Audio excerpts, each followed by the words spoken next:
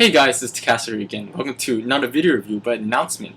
Razer just announced their new line of mouse pads, 4 new mouse pads actually, respectively the Razer Invicta, Manticor, the Destructor 2, and the Megasoma 2.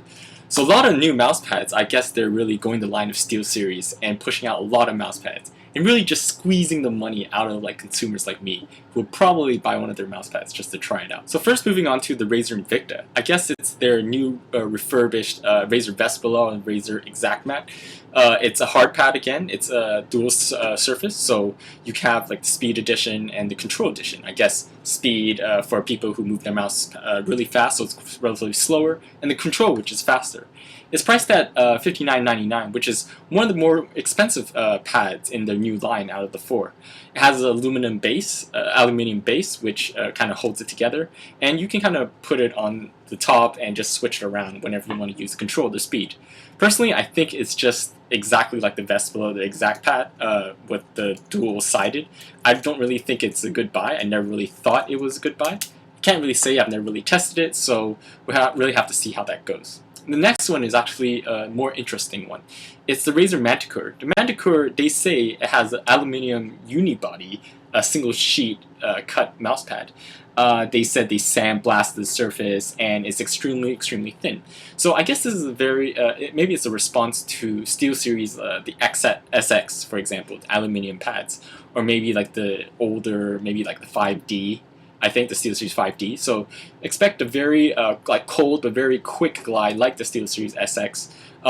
In fact, the SteelSeries X is actually not in production anymore. So this is actually a very interesting response from Razer. So next we have Destructor 2. So Destructor 2, it looks fairly more square than the old one. As you know, the Destructor, it had quite an interesting shape, and then they made the Destructor White Edition. Then they came out with the square up, and then a whole load of mouse pads, which is, I think, is quite crazy. They say some kind of micro texture, but I can't really tell. You can just look at the pictures and see for yourself. I personally think it looks somewhat grainy. So personally, I think it would glide slightly faster than the Destructor. The Destructor is actually quite a slow pad, the first edition. So maybe expect a kind of SNS, SteelSeries SNS kind of glide from a hard pad from the Destructor 2.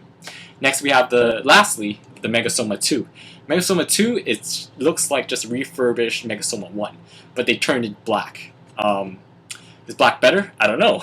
Aesthetically or whatever you want, this is what they went for. Personally, again, I think it's just Razer squeezing money out of us.